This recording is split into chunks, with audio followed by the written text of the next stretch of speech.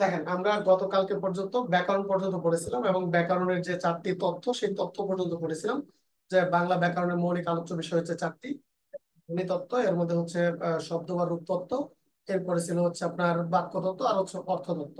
তাহলে চারটা তত্ত্ব কিন্তু আমাদের শেষ হয়ে গেছে। তাহলে আজকে আমরা ধ্বনি তত্ত্বের একদম ধ্বনিটা শুরু করব। তাহলে হেডলাইন দেবেন ধ্বনি। হেডলাইন দেবেন হচ্ছে ধ্বনি। দেখেন, ধ্বনি কাকে বলে? আমরা জানি যে ভাষার যে ক্ষুদ্রতম অংশ, ভাষার যে ক্ষুদ্রতম রূপ, মূলত এটাকেই ধ্বনি বলা হয়। অর্থাৎ ভাষা গঠনের জন্য আমাদের যা যা লাগে, ভাষা গঠনের জন্য আমাদের লাগে হচ্ছে কি, প্রথমে লাগে শব্দ। শব্দের সাহায্যে তৈরি হয় বাক্য, এবং পূর্ণাঙ্গ বাক্যের মাধ্যমে আমাদের মনের ভাব প্রকাশিত হয়, এবং আমরা তখন এটাকে ভাষা বলে থাকি। আহ সেই ভাষার যে ক্ষুদ্রতম অংশ বা ক্ষুদ্রতম রূপ, মূলত এই রূপটাকে বলা হয় ধ্বনি। তাহলে আমরা এটার কিছু সংক্ষিপ্ত প্রশ্ন, কিছু ছোট ছোট প্রশ্ন করবো। স্টার দিয়ে লিখবেন ভাষার ক্ষুদ্রতম অংশ। ভাষার ক্ষুদ্রতম অংশ। তাহলে ভাষার যে ক্ষুদ্রতম অংশ, এটা হচ্ছে ধ্বনি। এরপর হচ্ছে ধ্বনিকে বলা হয় ভাষার মূল উপাদান। তাহলে আমরা সেটাও লিখে রাখবো, ভাষার মূল উপাদান। ভাষার মূল উপাদান হচ্ছে ধ্বনি। মনে রাখবেন, ভাষার মূল উপকরণ হচ্ছে বাক্য, কিন্তু ভাষার মূল উপাদান হচ্ছে ধ্বনি। মানে ধ্বনির সাহায্যে আমাদের ভাষাটা পুরোপুরি গঠিত হয়। এই জন্য বলা হয় ভাষার মূল উপকরণ হচ্ছে বাক্য, আর ভাষার মূল উপাদান হচ্ছে ধ্বনি। মানে ধ্বনির সাহায্যে পুরোপুরি বাক্য গঠিত হয়।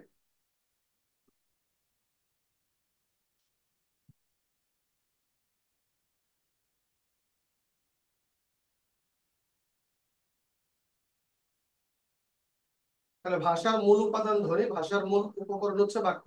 আমাদের এখানে কিন্তু উপকরণের আলোচনাটা আসবে না, আমাদের এখানে আসবে হচ্ছে উপাদানটা। ভাষার মূল উপাদান হচ্ছে ধ্বনি। ওকে। তাহলে দেখেন, এই যে আমরা ভাষাটা পড়তেছি বা ব্যাকরণটা পড়তেছি, এইখানে আরেকটা জিনিস আপনাকে মনে রাখতে হবে, যেটা ভাষার মূল উপাদান সেটাই ভাষার ক্ষুদ্রতম অংশ। অর্থাৎ আমরা ভাষাকে যদি বিশ্লেষণ করি, পুরোপুরি ভাবে বিশ্লেষণ করলে তার যে ক্ষুদ্রতম অংশটা পাওয়া যায়, মূলত এই ক্ষুদ্রতম অংশটাকে বলা হবে কি, ধ্বনি। তাহলে আমরা যদি আরেকটু মানে সংজ্ঞায়িত ভাবে পড়ি, বা এটাকে সংজ্ঞায়িত করি বা সংজ্ঞা দেই, তাহলে সেখানে আমরা কি বলতে পারি? আমরা বলতে পারি বাকযন্ত্রের সাহায্যে উচ্চারিত আওয়াজের নাম হচ্ছে ধ্বনি। দেখেন, বাকযন্ত্রের সাহায্যে উচ্চারিত আওয়াজের নাম হচ্ছে ধ্বনি। এই সংজ্ঞাটা আমাদের লিখতে হবে না, তার কারণ পরীক্ষার হলে কখনো সংজ্ঞাটা আসে না। এই জন্যই কিন্তু আমাদের সংজ্ঞাটা লিখতে হচ্ছে না। তাহলে আমরা এক কথায় বলে দিলাম যে বাকযন্ত্রের সাহায্যে উচ্চারিত যে আওয়াজ, এই আওয়াজের নাম হচ্ছে ধ্বনি। তাহলে এই ধ্বনিটা আসলে কয় ধরনের হয়? ধ্বনি কত প্রকার? ধ্বনি হচ্ছে দুই প্রকার। স্টার দিয়ে লিখবো ধ্বনি দুই প্রকার। ধ্বনি হচ্ছে দুই প্রকার। আবার ভাববেন না যে একটা কিপটা ধ্বনি আর একটা মহৎ ধ্বনি, মানে যে ধ্বনি একা একা চলে, যে ধ্বনি কাউকে সহযোগিতা করে না সেটা হচ্ছে কৃপণ, আর যেটা হচ্ছে অন্যকে সহযোগিতা করে, মানে অন্যকে সাথে নিয়ে চলে, সেটা মহৎ ধ্বনি না। এরকমটা ভাবার দরকার নেই। ধ্বনি হচ্ছে দুই রকম, এক হচ্ছে স্বরধ্বনি, দুই হচ্ছে ব্যঞ্জন ধ্বনি। তাহলে এক হচ্ছে স্বরধ্বনি, দুই হচ্ছে ব্যঞ্জন ধ্বনি। তাহলে এক হচ্ছে স্বরধ্বনি, দুই হচ্ছে ব্যঞ্জন ধ্বনি। তাহলে ধ্বনি হচ্ছে দুই রকম, এক হচ্ছে স্বরধ্বনি, দুই হচ্ছে ব্যঞ্জন ধ্বনি। অনেকেই ভাবতে পারেন যে এ তো সেই প্রাইমারি স্কুলের পড়া, প্রাথমিক বিদ্যালয়ের পড়া। একটা জিনিস মনে রাখবেন, আপনারা বাংলাদেশের যে কোনো চাকরির পরীক্ষা দিতেই যান না কেন, সেই পরীক্ষায় যে প্রশ্নগুলো করা হয়, সেই প্রশ্নগুলো প্রথম শ্রেণী থেকে শুরু করে দ্বাদশ শ্রেণী পর্যন্ত। তার মানে আপনি ঘুরে ফিরে সেই আগের পড়াগুলোই পড়বেন। তবে এই আগের পড়াগুলো পড়তে গিয়েও দেখবেন অনেক কিছুই আপনার কাছে নতুন নতুন মনে হতে পারে। তাহলে প্রথমে আমরা হেডলাইন দিব স্বরধ্বনি। দেখেন, আমরা স্বরধ্বনির সংজ্ঞায় ছোটবেলায় পড়তাম যে ধ্বনি আহ মানে একাই চলে, মানে একা একাই উচ্চারিত হয়, তাকে স্বরধ্বনি বলে। কিন্তু আজকে আমরা এই সংজ্ঞাটা পড়বো না। আজকে আমরা এটাকে একটু পরিবর্তন করে পড়বো, অর্থাৎ স্বরধ্বনির সংজ্ঞাটা আমরা একটু বদল করে পড়বো। সেটা কি? মানে যে সকল ধ্বনি উচ্চারণের সময়, মানে বাকযন্ত্রের সাহায্যে যখন উচ্চারিত হয়, তখন বাতাস, মানে মুখ গহ্বরের কোথাও যদি বাধা না পেয়ে উচ্চারিত হয়, তবে তাকে স্বরধ্বনি বলা হয়। তাহলে এখানে আমরা সংজ্ঞায়িত আকারে লিখতে পারি, যে ধ্বনি উচ্চারণের সময় বা ফুসফুস তারিত বাতাস মুখে কোথাও বাধা না পায়। যে ধ্বনি উচ্চারণের সময়, যে ধ্বনি উচ্চারণের সময় ফুসফুস তারিত বাতাস, ফুসফুস তাড়িত বাতাস মুখের কোথাও বাধা না পায়। তাহলে যে ধ্বনি উচ্চারণের সময় ফুসফুস তাড়িত বাতাস মুখের কোথাও বাধা না পায়, অর্থাৎ যখন কোথাও বাধা পাবে না, একেবারে সরাসরি এসে উচ্চারণ হবে, সরাসরি আমাদের কণ্ঠনালী থেকে মুখ গহ্বর দিয়ে বাইরে বেরিয়ে আসবে নির্দ্বিধায়, একেবারে বাধাহীন ভাবে, মূলত তখন তাকে কি বলা হবে? স্বরধ্বনি বলা হবে। তার মানে স্বরধ্বনি মানে হচ্ছে যে ধ্বনি উচ্চারণের সময় মুখের কোথাও বাতাস বাধা পায় না, তাকে স্বরধ্বনি বলে। তাহলে এই স্বরধ্বনি কয়টি? আমরা জানি আমাদের স্বরধ্বনি হচ্ছে 11টি। তাহলে স্বরধ্বনি হচ্ছে মাত্র 11টি। কি কি? স্বরেয়, স্বরেয়া, রস্বই, মানে দেখেন এগুলো উচ্চারণ কিন্তু আসলে এরকম না, স্বরেয় স্বরেয়া, আসলে এগুলো সঠিক উচ্চারণ হচ্ছে অ, আ, ই, ই, কিন্তু আমরা এভাবে পড়িনি, ছোটবেলায় যা পড়েছি আসলে এখন তাই পড়াই আমরা। স্বরেয় পড়েছি, স্বরেয়া পড়েছি, রস্বই পড়েছি, দীর্ঘই পড়েছি, এরপর রস্য উ, এরপর হচ্ছে দীর্ঘ উ, এরপর হচ্ছে রি, এরপর হচ্ছে এ, এরপর হচ্ছে ওই। আমরা এই 11টি স্বরধ্বনি পড়েছি, অর্থাৎ স্বরধ্বনি পড়েছি 11টি। স্বরেয়, স্বরেয়া, রস্বই, দীর্ঘই, রস্য উ, দীর্ঘ, রি, এ, ওই, আর একটা হচ্ছে ও, ও, ও, এবং হচ্ছে ও। এই 11টিকে পড়েছি আমরা স্বরধ্বনি। আচ্ছা, আমার এ ওই ও দেখতে একই রকম হয়ে যাচ্ছে, তাই যদি আর একটু সুন্দর করে লিখি, আসলে আমার লেখা এত বেশি সুন্দর নয়। একটা হচ্ছে ও এবং আরেকটা হচ্ছে ও। তাহলে এগুলো হচ্ছে আমাদের স্বরধ্বনি। এখন দেখেন এই 11টি স্বরধ্বনি উচ্চারণের সময় কোনটা কোনটা উচ্চারণ করতে আরো একটি ধ্বনির প্রয়োজন পড়ে, মানে আরো একটি ধ্বনির প্রয়োজন পড়ে। খেয়াল করেন, আমি যদি উচ্চারণ করি দীর্ঘ ই, হ্রস্ব ই, এই দুটোর উচ্চারণ দেখবেন প্রায় একই রকম। ধরেন আমি লিখলাম ঈদ, আবার কোথাও লিখলাম ঈদ, এই দুইটার যে উচ্চারণ, এই দুইটা ধ্বনি উচ্চারণ করার সময় আমরা বারবার শুধু রস্বইটা উচ্চারণ করে ফেলি। যখন একটা রস্বই উচ্চারণ করি তখন এই দুইটা মিলে আসলে একটা ইকেই ধরা হয়ে থাকে। একইভাবে এই দুইটার আলাদা কোনো উচ্চারণ হয় না আমাদের, এই জন্য আমরা এই দুইটা মিলে একটাকেই ধরে থাকি। এখন যদি আমরা রি কে উচ্চারণ করি তাহলে দেখেন রি, জিহ্বা কাঁপে, বাতাস বাধা পায়, সেক্ষেত্রে ব্যাকরণবিদেরা এটাকেও স্বরধ্বনি বলে না। এরপর হচ্ছে এ ওই, এই ওই ধ্বনিটাকে যদি উচ্চারণ করি, দেখেন আমাদের এখানে দুইটা ধ্বনি উচ্চারণ, দুইটা ধ্বনি লাগে, একটা হচ্ছে স্বরেয় আর একটা হচ্ছে রস্বই, অর্থাৎ এই দুইটা ধ্বনির সহযোগিতায় আমার এ ওই ধ্বনিটা উচ্চারিত হচ্ছে। আবার দেখেন ও, এই ও ধ্বনি উচ্চারণের সময় আরো দুইটা ধ্বনি লাগে, অ যোগ রস্ব উ, অর্থাৎ এই দুইটা ধ্বনির সহযোগিতায় আমার ও ধ্বনিটা সৃষ্টি হয়। তাহলে যে স্বরধ্বনি উচ্চারণ করতে দুইটি ধ্বনির প্রয়োজন পড়ে, মূলত আমরা তাকে আলাদা করে স্বরধ্বনি বলি না, তখন এই স্বরধ্বনির সংখ্যাগুলো কমে যায়। আর যার কারণে আন্তর্জাতিকভাবে স্বীকৃত 7টি ধ্বনিকে মৌলিক স্বরধ্বনি বলা হয়। তাহলে আমাদের মৌলিক স্বরধ্বনি কয়টি? আমরা স্টার দিয়ে লিখবো, মৌলিক স্বরধ্বনি হচ্ছে 7টি। স্টার দিয়ে মৌলিক স্বরধ্বনি হচ্ছে 7টি। মৌলিক স্বরধ্বনি, মৌলিক স্বরধ্বনি হচ্ছে মাত্র 7টি। কি কি? স্বরেয়, স্বরেয়া, রস্বই, রস্ব, এ, ও, এবং আরেকটা ধ্বনি হচ্ছে এক। 1 2 3 4 5 6 7, এই 7টিকে বলা হয় মৌলিক স্বরধ্বনি। এক প্রশ্ন হচ্ছে এই 7টিকে কেন মৌলিক স্বরধ্বনি বলা হয়? অর্থাৎ এই 7টি ধ্বনি দিয়ে আমরা যাবতীয় ধ্বনিক ভাষাকে আমরা বিশ্লেষণ করতে পারি, যার কারণে এই 7টিকে মৌলিক স্বরধ্বনি বলা হয়ে থাকে এবং এটা আন্তর্জাতিকভাবে স্বীকৃত। তাহলে আমাদের যে ও এবং ও, ওই দুইটা ধ্বনিকে আসলে কি বলা হয়? ওই দুইটাকে বলা হয় যৌগিক স্বর। তাহলে যৌগিক স্বর, ওর নাম হচ্ছে যৌগিক স্বর। এই যৌগিক স্বরধ্বনি হচ্ছে দুইটি, যৌগিক স্বরধ্বনি হচ্ছে দুইটি, একটা হচ্ছে ওই এবং আরেকটা হচ্ছে ও। এই দুইটাকে বলা হয় যৌগিক স্বরধ্বনি। তাহলে যৌগিক স্বরধ্বনি কয়টি? দুইটি, একটা হচ্ছে ওই আর একটা হচ্ছে ও। মনে রাখবেন, আমাদের এখান থেকে আরেকটা প্রশ্ন করা হয় যে বাংলা ভাষায় যৌগিক স্বরধ্বনি কয়টি? এই ক্ষেত্রে আমাদের উত্তরটা একটু চেঞ্জ হয়ে যাবে। আমরা আরেকটা জিনিস একটু জেনে রাখবো, যে ধ্বনির নির্দেশক চিহ্ন, মানে ধ্বনিকে লিখে প্রকাশ করার জন্য আমরা যেগুলো লিখি এইগুলাকে আসলে বর্ণ বলা হয়। তার মানে এখানে ও একটা বর্ণ, ও একটা বর্ণ, এটা হচ্ছে যৌগিক স্বরজ্ঞাপক বর্ণ যৌগিক স্বরধ্বনিকে নির্দেশ করে এই বর্ণটার মাধ্যমে। মানে ধ্বনিকে লিখে প্রকাশ করলে বর্ণ, আর উচ্চারণ করলে হয় ধ্বনি। তারপরে এই দুটাকে আমরা লিখতে পারতেছি, কিন্তু এরকম যৌগিক স্বরধ্বনি আরো উচ্চারণ হয় অনেক বেশি, এবং তার সংখ্যা হচ্ছে 25টি। অর্থাৎ বাংলা ভাষায় 25টি ধ্বনিকে মোট যৌগিক স্বরধ্বনি বলা হয়ে থাকে। তাহলে আমরা স্টার দিয়ে লিখবো বাংলা ভাষায় মোট যৌগিক স্বর 25টি। মাথায় রাখবেন এটাকে কিন্তু দ্বি স্বরধ্বনিও বলা হয়, দ্বিস্বর। অর্থাৎ যৌগিক স্বরের আরেকটা নাম হচ্ছে দ্বিস্বর।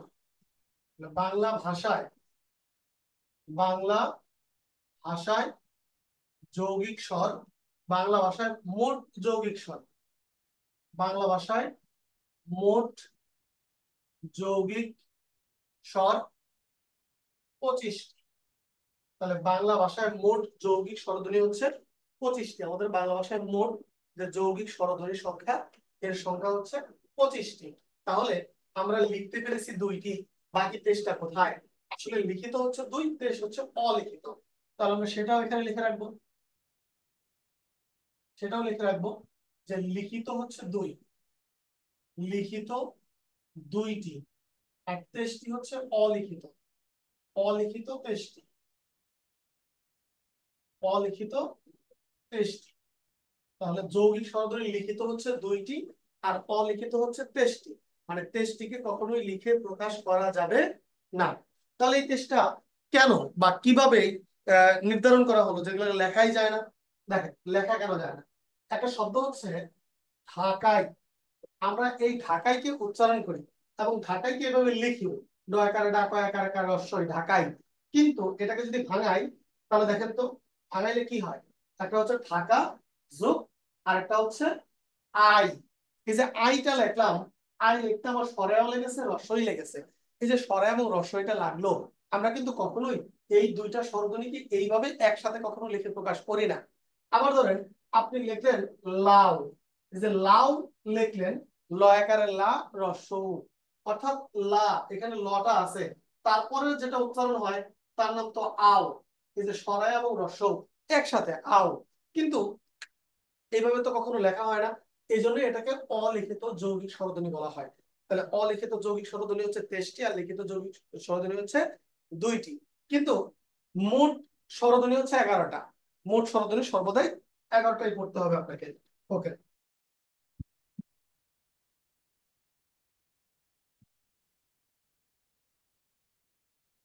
তাহলে স্বরধ্বনি গুলো আমাদের বাংলা ভাষায় ব্যবহৃত হয় কয় রূপে? 2 রূপে। এক হচ্ছে পূর্ণাঙ্গ রূপ, 2 হচ্ছে সংক্ষিপ্ত রূপ।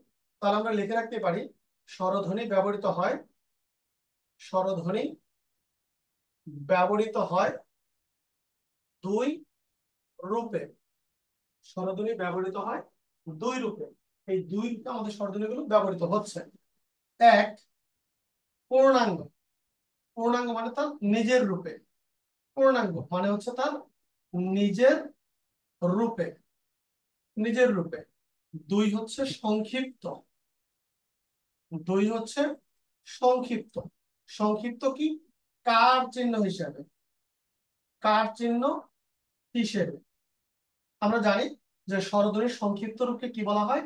কার। স্বরধ্বনির সংক্ষিপ্ত রূপকে বলা হয়ে থাকে কার। স্বরধ্বনির সংক্ষিপ্ত রূপকে বলা হয় কার। তাহলে আমরা এই যে লিখে রাখছি কার চিহ্ন হিসেবে, তাহলে স্টার দিয়ে লিখে রাখতে পারি স্বরধ্বনির সংক্ষিপ্ত রূপকে বলা হয় কার। স্বরধ্বনির সংক্ষিপ্ত রূপকে, স্বরধ্বনির সংক্ষিপ্ত রূপকে কার বলা হয়। স্বরধ্বনির সংক্ষিপ্ত রূপকে কার বলা হয়। তাহলে এই কার চিহ্ন আছে কয়টি? স্টার দিয়ে লিখে রাখতে পারি কার চিহ্ন আছে 10টি।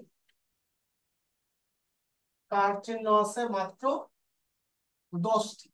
তাহলে কার চিহ্ন নেই তার অকারের, অকারের মানে অধ্বনির কোনো কার চিহ্ন নেই। তাহলে এটাও লিখে রাখবো কার চিহ্ন নেই অধ্বনির, কার চিহ্ন নেই হচ্ছে অধ্বনির। তার মানে স্বরের ধ্বনির কোনো কার চিহ্ন নেই, এটা নিরাকার, মানে এর কোনো কার নেই। মানে অ এমনিতেই বসতে পারে, কিন্তু এটার কোনো কার চিহ্ন হিসেবে কারোর সাথে বসে না, কারণ প্রত্যেকটা ব্যঞ্জন ধ্বনির সাথে অধ্বনিটা নিলিপ্ত অবস্থায় থাকে। ওকে, এখন আমরা এই 11টা কাঠ চিহ্ন একটু লিখবো। ভাববেন না যে আপনাকে শিশু শ্রেণীর পড়া পড়ানো হচ্ছে। এটা লেখার পিছনে একটা যুক্তিও আছে। যদিও আপনারা সবাই জানেন যে সরায়াতে কি প্রকাশ করে, রস্বইতে কি প্রকাশ করে, কিন্তু তারপরেও একটু লিখে রাখবেন। লেখার পিছনে কারণটা আমি পরে দেখাচ্ছি। দেখেন, সরেয়া, সরেয়াতে আমরা আকার দেই, রস্বইতে দেই রস্ব ইকার, দীর্ঘ ইতে দেই দীর্ঘ ইকার, রস্ব উতে দেই রস্ব উকার, দীর্ঘ উতে দেই দীর্ঘ উকার, রিকারের মধ্যে আমরা ব্যবহার করি রিকার, এতে হচ্ছে একার, ওইতে হচ্ছে ওইকার। আরো দুইটা ধ্বনি আছে, একটা ও আর একটা ও। আচ্ছা, ওতে হচ্ছে ওকার, আর ওতে হচ্ছে ওকার। এই হচ্ছে আমাদের 10টি কার চিহ্ন। আপনারা অনার্স মাস্টার্স করে তারপরে হচ্ছে যে কোনো চাকরির পরীক্ষা দিতে যাবেন। এবার অনার্স মাস্টার্স করা ছেলে মেয়েকেও যদি হঠাৎ করে এই কার চিহ্ন দিয়ে প্রশ্ন করা হয়, আপনার কিছুক্ষণ সময় লাগবে অন্তত এটা ভেবে উত্তর দিতে। কিন্তু পরীক্ষার হলে যে প্রশ্নগুলো থাকে, এই প্রশ্নগুলোর জন্য আপনি সময় পান মাত্র 0.36 সেকেন্ড, মানে হচ্ছে 36 সেকেন্ড। এর বেশি কিন্তু সময় আপনাকে দেওয়া হবে না। তাহলে আপনাকে যদি প্রশ্ন করা হয় যে 10টি কার চিহ্নের মধ্যে কয়টি কার চিহ্ন, আসুন তার আগে আগে জেনে নেন এই কার চিহ্নগুলো আসলে বসে কার সাথে। এগুলো কি স্বরধ্বনির সাথে বসে নাকি এগুলো ব্যঞ্জন ধ্বনির সাথে বসে? কার চিহ্ন আসলে কার সাথে বসে? এটা কিন্তু গুরুত্বপূর্ণ কোশ্চেন। এটা কি স্বরধ্বনির সাথে বসে নাকি এটা ব্যঞ্জন ধ্বনির সাথে বসে? মনে রাখবেন, কার চিহ্ন কখনো স্বরধ্বনির সাথে বসে না, মানে স্বরধ্বনির সাথে যুক্ত হয় না। কার চিহ্ন সর্বদা বসে হচ্ছে ব্যঞ্জন ধ্বনির সাথে। তার মানে কার চিহ্নগুলো যখনই বসবে, এটা বসবে হচ্ছে ব্যঞ্জন ধ্বনির সাথে। তাহলে প্রশ্ন করা হবে এই 10টি কার চিহ্নের মধ্যে কয়টি কার চিহ্ন ব্যঞ্জন ধ্বনির আগে যুক্ত হয়, কয়টি কার চিহ্ন ব্যঞ্জন ধ্বনির পরে যুক্ত হয়, কয়টি কার চিহ্ন ব্যঞ্জন ধ্বনির নিচে বসে, কয়টি কার চিহ্ন ব্যঞ্জন ধ্বনির উভয় পাশে বসে। তাহলে এই 10টির মধ্যে কয়টি কার চিহ্ন আছে যেগুলো ব্যঞ্জন ধ্বনির আগে যুক্ত হয়? এই প্রশ্ন যদি আপনাকে করা হয়, আপনি মিনিমাম 2 মিনিট ভাববেন এবং মনে মনে গুনবেন, কিন্তু এত সময় কিন্তু আপনি পাবেন না। দেখেন, ব্যঞ্জন ধ্বনির আগে যুক্ত হয় রস্বইকার, ব্যঞ্জন ধ্বনির আগে যুক্ত হয় একার, এবং ব্যঞ্জন ব্যঞ্জন ধ্বনির আগে যুক্ত হয় ওইকার। তার মানে 3টা ধ্বনি আগে যুক্ত হয়। তাহলে আপনি নিচে লিখে রাখতে পারেন, কোথাও স্টার দিয়ে লিখে রাখতে পারেন যে ব্যঞ্জন ধ্বনির পূর্বে যুক্ত হয়, ব্যঞ্জন ধ্বনির পূর্বে যুক্ত হয় 3টি কার। তাহলে ব্যঞ্জন ধ্বনির পূর্বে যুক্ত হয় মাত্র 3টি কার। কি কি সেই তিনটা? তিনটা হচ্ছে, একটা হ্রস্ব ইকার, একটা হচ্ছে একার, আর একটা হচ্ছে ঐকার। পরের প্রশ্ন, ব্যঞ্জন ধ্বনির পরে যুক্ত হয় কয়টি? মাথায় রাখবেন, ব্যঞ্জন ধ্বনির পরে যুক্ত হয় মাত্র 2টি। একটা হচ্ছে আকার, আর একটা হচ্ছে দীর্ঘ ইকার। পরের প্রশ্ন, ব্যঞ্জন ধ্বনির নিচে যুক্ত হয় কয়টি? ব্যঞ্জন ধ্বনির নিচে যুক্ত হয় আবার 3টি। কি কি? একটা হ্রস্ব উকার, একটা দীর্ঘ উকার, আর একটা হচ্ছে রিকার। আর একটা হচ্ছে ব্যঞ্জন ধ্বনির উভয় পাশে, ব্যঞ্জন ধ্বনির উভয় পাশে যুক্ত হয়, উভয় পাশে যুক্ত হয় কয়টি? মাত্র 2টি। কি কি? একটা হচ্ছে ওকার, আর একটা হচ্ছে ঔকার।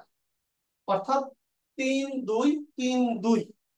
তার মানে ব্যঞ্জন ধ্বনির পূর্বে যুক্ত হবে 3টি কার, ব্যঞ্জন ধ্বনির পরে যুক্ত হবে 2টি কার, ব্যঞ্জন ধ্বনির নিচে যুক্ত হবে 3টি কার, আর ব্যঞ্জন ধ্বনির উভয় পাশে যুক্ত হবে 2টি কার। একটা হচ্ছে ও আর একটা হচ্ছে ওকার আর একটা হচ্ছে ঔকার। অর্থাৎ 3 2 3 2। ওকে, ফাইন। তাহলে এই হচ্ছে আমাদের মোটামুটি স্বরধ্বনি। তাহলে স্বরধ্বনি গুলো পারা গেল, স্বরধ্বনি কমপ্লিট।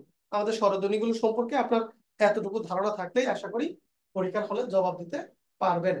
আর এর থেকেও আরো ডিটেলস যদি জানতে চান, তাহলে আমি আপনাদেরকে পিডিএফ দেবো। সেই পিডিএফ এর মধ্যে আপনি আরো অনেক কিছুই পাবেন। যাই হোক, এরপর হচ্ছে ব্যঞ্জন ধ্বনি। তাহলে আমরা হেডলাইন দিব ব্যঞ্জন ধ্বনি।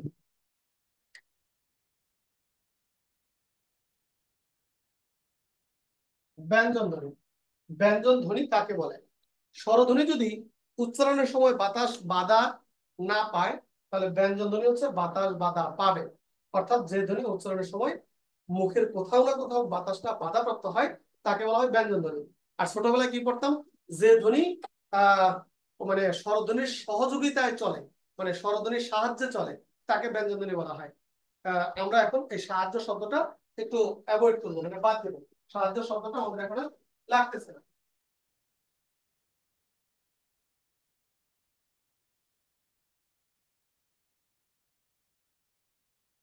Okay, তাহলে দেখেন আমরা লিখবো যে ধ্বনি উচ্চারণের সময়,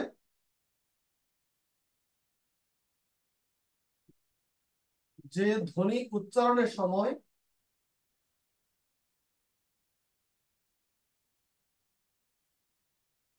ফুসফুস তাড়িত বাতাস, ফুসফুস তাড়িত বাতাস মুখের কোথাও না কোথাও বাধা পায়, তাকে ব্যঞ্জন ধ্বনি বলে। ব্যঞ্জন ধ্বনি মানেই হচ্ছে বাতাস কোথাও না কোথাও বাধা পাবে, উচ্চারণের সময় বাধা পাবে, মানে মুখ গহ্বর দিয়ে যখন ধ্বনিগুলো এসে উচ্চারণ হয় তখন সেটা কোথাও না কোথাও বাধা পাবে। যদি বাতাস বাধা পায় তবে আমরা আসলে তাকে ব্যঞ্জন ধ্বনি বলবো। তাহলে আমাদের এই বাংলা ভাষায় এই ব্যঞ্জন ধ্বনি মোট কতটি, মানে কয়টি ব্যঞ্জন ধ্বনি রয়েছে?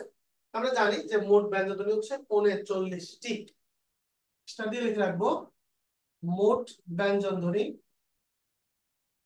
মোট ব্যঞ্জন ধ্বনি। আসলে এখানে ব্যঞ্জন ধ্বনি কিন্তু ব্যঞ্জন বর্ণই আর কি। ব্যঞ্জন ধ্বনি হচ্ছে 39টি। তবে এই 39টির মধ্যে মৌলিক ব্যঞ্জন ধ্বনি বলা হয় 30টিকে।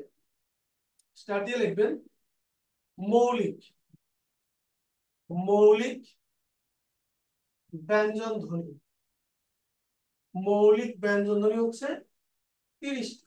তার মানে 30টিকে বলা হয় মৌলিক ব্যঞ্জন। তাহলে আমাদের স্বরধ্বনিতে আছে 7টি মৌলিক স্বরধ্বনি, আর ব্যঞ্জন ধ্বনিতে আছে 30টি মৌলিক ব্যঞ্জন ধ্বনি। তাহলে 30 আর 7 মোট কত, 37।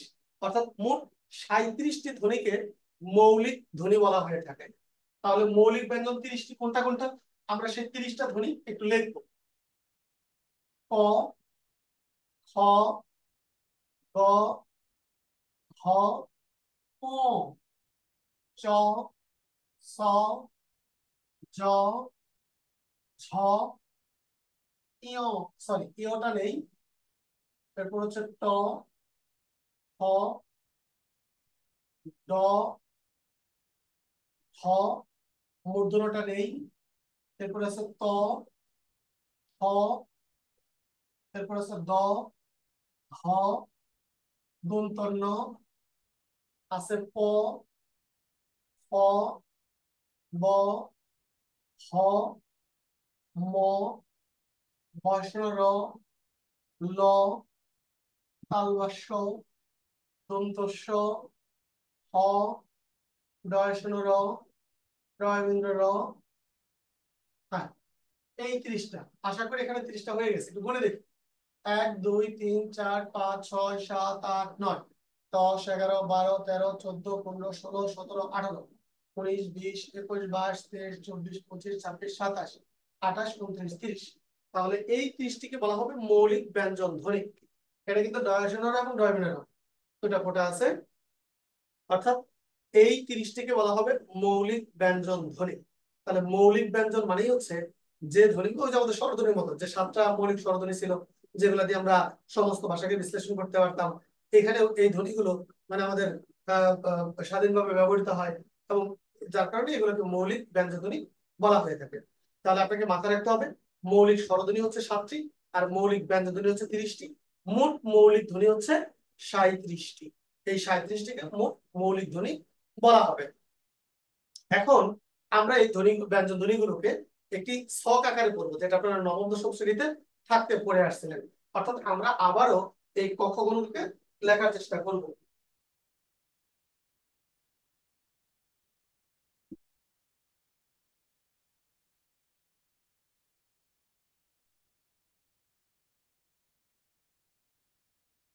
আমরা এগুলোকে একটা ছোট্ট ছকের মাধ্যমে পুরোটুকুই শেষ করবো, মানে একটা ছোট্ট ছক আঁকাবো আর কি।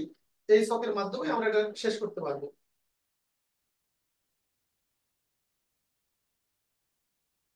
তাহলে ছকটা যদি আপনারা আমার মতো করে আঁকান তাহলে আপনার সময়ও কম লাগবে এবং আপনার খাতাটাও নষ্ট হওয়ার সম্ভাবনা থাকবে না। এই জন্য প্রথমে আমি আসলে প্রথমে দুইটা কলাম সারি করব। দেখেন দুইটা সারি করেছি, বেশি করিনি, দুইটা। প্রথমে একটা দাগ দিয়ে এই পাশটা একটু রেখে দিব, মানে বাম পাশটা রেখে দিব অন্য কিছু লেখার জন্য, এবং এখানে আমি দাগ দিয়ে নিয়েছি। এখন নিচে নিচে লিখবো ক, খ, গ, ঘ, ও। যদিও ঘটা আমার ভালো হয় না। প, চ, ছ, জ, ছ, ইয়, ট, ঠ, ড, হ, মূর্ধন্য, ত, থ, দ, হ, দন্তন্য, প, ফ, ব, হ, ম। এখানে মোট 25টি ধ্বনি রয়েছে, অর্থাৎ এখানে মোট ব্যঞ্জন ধ্বনি আছে 25টি। এবার যদি আমি আমার ছকটাকে শেষ করি তাহলে এখানে দেখবো আমি মোট ব্যঞ্জন ধ্বনি আছে 25টি। এই 25টি ধ্বনিকে আমি একটু আমার ছকের মাধ্যমে নিয়ে ফেলি। দেখেন ছকের মাধ্যমে নিয়ে ফেলতেছি। আচ্ছা, আমি উপরের ঘরে যাব না, উপরের ঘরটা প্রথমে ফাঁকা থাকবে। তাহলে যে ক থেকে ম পর্যন্ত এখানে মোট ব্যঞ্জন ধ্বনি আছে 25টি। এই 25টি ব্যঞ্জন ধ্বনিকে একসাথে বলা হয় স্পর্শ ধ্বনি অথবা স্পৃষ্ট ধ্বনি। অর্থাৎ এই ক থেকে ম এই 25টি ধ্বনিকে বলা হয় স্পর্শ ধ্বনি। আমার বারবার হয়তো বোর্ড মুছতে হবে কারণ আমার বোর্ডটা ছোট, এখানে পুরোটা কাটবে না। অর্থাৎ এখানে ক থেকে ম সমান সমান এই যে 25টি ধ্বনি, এই 25টি ধ্বনিকে বলা হবে স্পর্শ ধ্বনি। অর্থাৎ এগুলোকে বলা হয় স্পর্শ ধ্বনি। এগুলো উচ্চারণের সময় বাতাস মুখের কোথাও না কোথাও স্পর্শ পায়, কোথাও না কোথাও ঘষা খায়, যার কারণে এই ক থেকে ম পর্যন্ত 25টি ধ্বনিকে বলা হবে স্পর্শ ধ্বনি। অর্থাৎ এগুলো প্রত্যেকটাই স্পর্শ পায়। ওকে, এই যে 5 নম্বর ধ্বনিগুলো, এই ধ্বনিগুলো উচ্চারণের সময় বাতাস নাক দিয়ে বের হয়, এই জন্য একে নাসিক্য ধ্বনি বলা হয়। একে বলা হবে নাসিক্য ধ্বনি। এই যে ক, খ, গ, ঘ, ঙ, এই ক বর্ণ উচ্চারণ করতে সময় খুবই কম লাগে, গ উচ্চারণ করতে সময় খুবই কম লাগে। এই জন্য বর্গের এই প্রথম আর তৃতীয় এই দুইটাকে বলা হয় অল্প প্রাণ। তাহলে এটাতে সময় কম লাগে বলে এর নাম হচ্ছে অল্প প্রাণ। এই 3 নম্বরটাও সময় কম লাগে বলে একেও বলা হয় অল্প প্রাণ, একেও বলা হয় অল্প প্রাণ। এই খ, এই এই বর্গের ধ্বনিগুলো বাতাস বেশি লাগে বলে একে বলা হয় মহা প্রাণ। এটাও বাতাস বেশি লাগে বলে এটাকেও বলা হয় মহাপ্রাণ। মহাপ্রাণ মানে হচ্ছে বাতাস বেশি লাগে, অল্প প্রাণ মানে হচ্ছে বাতাস কম লাগে। তার মানে প্রত্যেক বর্গের প্রথম আর তৃতীয় হচ্ছে অল্প প্রাণ, দ্বিতীয় আর চতুর্থ হচ্ছে মহাপ্রাণ। তাহলে প্রত্যেক বর্গের প্রথম এবং তৃতীয় হচ্ছে অল্প প্রাণ, দ্বিতীয় এবং চতুর্থ হচ্ছে মহাপ্রাণ। আমি একটু এই সাইডের এটা মুছে নিলাম, এটা আমি পরে আবার করতে পারবো। আমি এইখানে একটু লিখে দিচ্ছি প্রত্যেক বর্গের প্রথম ও তৃতীয়, প্রথম আর তৃতীয়কে বলা হবে অল্প প্রাণ। অল্প প্রাণ, প্রথম তৃতীয়কে বলা হয় অল্প প্রাণ, আর দ্বিতীয় চতুর্থকে বলা হয়, চতুর্থকে বলা হয় মহা প্রাণ। মানে বাতাস বেশি লাগে বলে এটাকে বলা হয় মহাপ্রাণ। তাহলে প্রত্যেক বর্গের প্রথম তৃতীয় অল্প প্রাণ, দ্বিতীয় চতুর্থ মহাপ্রাণ। এবার ধ্বনির ঘোষত্ব। ঘোষত্ব মানে কোন ধ্বনি উচ্চারণ করার সময় আমাদের স্বরতন্ত্রী কতটুকু অনুরিত হয়। এই যে এটাকে বলা হয় স্বরতন্ত্রী, এটা কতটুকু কাঁপে মানে অনুরিত হয়। এটার উপর নির্ভর করে দুই ভাগে ভাগ করা যায়। সেক্ষেত্রে আমরা এই দাগটা বরাবর তুলে দেব, কারণ প্রত্যেক বর্গের প্রথম আর দ্বিতীয় এই দুটাকে বলা হয় অঘোষ, মানে কণ্ঠ কম অনুরিত হয়। আর এই তিনটা ধ্বনি উচ্চারণ করতে কণ্ঠ বেশি অনুরিত হয়, এই জন্য এটাকে বলা হয় মহাপ্রাণ। সরি, এটাকে বলা হয় ঘোষ, এটাকে বলা হবে ঘোষ। ঘোষ মানে হচ্ছে কণ্ঠ বেশি অনুরিত হয়। আরো একটা সহজ উপায় মনে রাখবেন, এই যে গ, ঘ, জ, ঝ, ঢ, ঢ, দ, ধ, ব, ভ, মানে যে ধ্বনিগুলোর উচ্চারণ প্রায় কাছাকাছি এই ধ্বনিগুলোকে ঘোষ বলা হয়। মানে এগুলা ঘোষ, আর যেটা উচ্চারণ আলাদা আলাদা এটা হচ্ছে অঘোষ। অর্থাৎ বর্গের প্রথম দ্বিতীয় অঘোষ আর তৃতীয় চতুর্থ পঞ্চম হচ্ছে ঘোষ। এখন পরীক্ষার হলে প্রশ্ন করা হবে নিচের কোনটি অঘোষ অল্প প্রাণ। অঘোষ অল্প প্রাণ বললে বর্গের প্রথম ধ্বনি, অঘোষ মহাপ্রাণ বললে বর্গের দ্বিতীয় ধ্বনি, ঘোষ অল্প প্রাণ বললে বর্গের তৃতীয় ধ্বনি। ঘোষ মহাপ্রাণ বললে বর্গের চতুর্থ ধ্বনি, কারণ অল্প প্রাণ প্রথম আর তৃতীয়, মহাপ্রাণ দ্বিতীয় আর চতুর্থ। তার মানে অল্প প্রাণ মহাপ্রাণ অঘোষের মধ্যেও আছে, আর অল্প প্রাণ মহাপ্রাণ ঘোষের মধ্যেও আছে। এই জন্য আপনাকে এইভাবে মনে রাখতে হবে, অঘোষ অল্প প্রাণ বর্গের 1 নম্বর ধ্বনি, অঘোষ মহাপ্রাণ বর্গের 2 নম্বর ধ্বনি, ঘোষ মহাপ্রাণ বর্গের 3 নম্বর ধ্বনি, ঘোষ অল্প প্রাণ বর্গের 3 নম্বর ধ্বনি, ঘোষ মহাপ্রাণ বর্গের 4 নম্বর ধ্বনি। আপনাকে এইভাবে মনে রাখতে হবে। এখন আসেন, এই যে আমরা পাশে লিখেছিলাম, উচ্চারণের স্থান অনুযায়ী এই ক বর্গের ধ্বনিগুলোকে কি বলা হয়? উচ্চারণের স্থান অনুযায়ী এই ক বর্গের ধ্বনিগুলোকে বলা হয় আপনার হচ্ছে কণ্ঠধ্বনি। তাহলে উচ্চারণের স্থান অনুসারে এই ক বর্গের ধ্বনিগুলোকে বলা হয় কণ্ঠধ্বনি। তাহলে আমরা এটাকে কণ্ঠধ্বনি বলবো। এই চ বর্গের ধ্বনিগুলোকে বলা হয় তালব্য ধ্বনি, কারণ এই ধ্বনিগুলো উচ্চারণের সময় বাতাস তালুর দিকে ঠেলে দেওয়া হয়, এই জন্য এগুলোকে বলা হয় তালব্য ধ্বনি। এই ট বর্গের ধ্বনিগুলো উচ্চারণের সময় জিহ্বা একটু ভিতরের দিকে মুসর খায়, এই জন্য একে বলা হবে মূর্ধা ধ্বনি। ত বর্গের ধ্বনিগুলো উচ্চারণের সময় ত থ দ দ দন্ত ন, অর্থাৎ দাঁতের গোড়ালিকে স্পর্শ করে জিহ্বা, এই জন্য এগুলাকে বলা হয় দন্ত মূলীয় ধ্বনি। আর প বর্গের ধ্বনিগুলো উচ্চারণের সময় ঠোঁট দিয়ে কাজে লাগাতে হয়, মানে ঠোঁটটা কাজে লাগাতে হয়, এই জন্য একে বলা হয় উষ্ঠ ধ্বনি। অর্থাৎ কণ্ঠধ্বনি, তালব্য ধ্বনি, মূর্ধা ধ্বনি, দন্তমূলীয় ধ্বনি, উষ্ঠ ধ্বনি। এই হচ্ছে আমাদের 5 প্রকার মানে উচ্চারণ স্থান অনুযায়ী ব্যঞ্জন ধ্বনিগুলো শ্রেণীবিভাগ। তাহলে কণ্ঠ, তালব্য, মূর্ধা, দন্তমূলীয়, আর একটা হচ্ছে উষ্ঠ। Okay fine. এখন আমরা দেখব এর বাইরে আমাদের আরো অনেকগুলো ধ্বনি রয়েছে। যেমন ধরেন ল। এই ল ধ্বনি উচ্চারণের সময় জিহ্বার দুই পাশ দিয়ে বাতাস বের হয়ে আসে, এই জন্য একে বলা হয় পার্শ্বিক ধ্বনি। একে বলা হয় পার্শ্বিক ধ্বনি। বৈষ্ণ র। এই যে ছোটবেলায় যখন চানাচুর ভাজা খাইতাম, দোকানদার ক্যাম্পাস করতো, চানাচুর এক গালে খাইলে 2 গালে মজা, চানাচুর ভাজা। তাহলে র, র উচ্চারণের সময় জিহ্বা কাঁপে, এই জন্য এটাকে বলা হয় কম্পনজাত, কম্পনজাত ধ্বনি। ডয় শূন্য র, তারপর হচ্ছে ডয় বিন্দু র, এই দুইটা ধ্বনিকে বলা হয় তারণ জাত ধ্বনি।